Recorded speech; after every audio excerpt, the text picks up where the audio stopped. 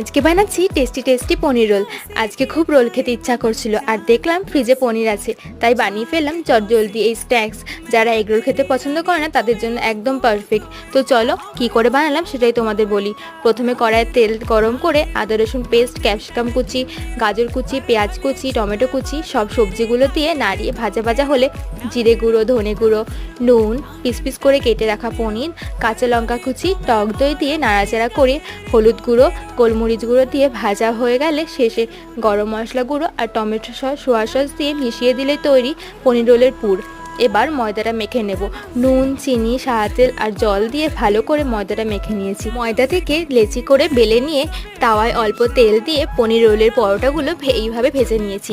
তারপর পনিরের পুরটা দিয়ে আর টমেটো সস, সোয়া সস দিয়ে রোলের মতো পেঁচিয়ে নিয়ে একটা কাগজ নিয়ে পেঁচিয়ে নিলাম। তৈরি টেস্টি টেস্টি পনির রোল।